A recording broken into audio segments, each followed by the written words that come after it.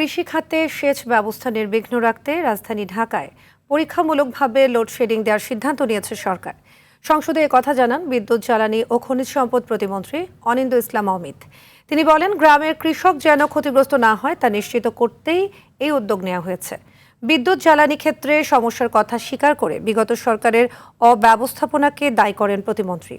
এদিকে জ্বালানি সংকটে বিদ্যুৎ উৎপাদন কমেছে বলে জানিয়েছেন বিদ্যুৎ বিভাগের যুগ্ম সচিব। সাদিয়া কানিজার রিপোর্টে দেখুন বিস্তারিত।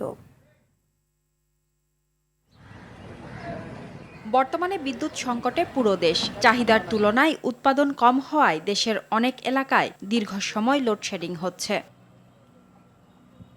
জাতীয় সংসদের প্রথম অধিবেশনের 20তম দিনে 300 বিধিতে বিদ্যুৎ, জ্বালানি ও খনিজ সম্পদ প্রতিমন্ত্রী এ বিষয়ে বিবৃতি দেন। বলেন, পুঞ্জীভূত এই বিদ্যুৎ সমস্যার দায় বর্তমান সরকারের নয়, বরং এটি বিগত ফ্যাসিস্ট সরকারের অব্যবস্থাপনার ফল। এই পুঞ্জীভূত সমস্যার দায় কোনোভাবেই বর্তমান নির্বাচিত সরকার কিংবা কারণ নয়, এটি বিগত ফ্যাসিস্ট সরকারের অব্যবস্থাপনার দায় আমাদের সকলকে নিতে হচ্ছে। প্রতিমন্ত্রী জানান, বুধবার দেশে বিদ্যুতের সর্বোচ্চ চাহিদা ছিল প্রায় 16,000 মেগাওয়াট, যার বিপরীতে উৎপাদন সম্ভব হয়েছে 14,126.35 মেগাওয়াট। ফলে দেশ জুড়ে 2,086 মেগাওয়াট লোডশেডিং করতে বাধ্য হয়েছে সরকার। 110 মেগাওয়াট প্রাথমিকভাবে পরীক্ষামূলকভাবে লোডশেডিং করবার সিদ্ধান্ত গ্রহণ করেছি।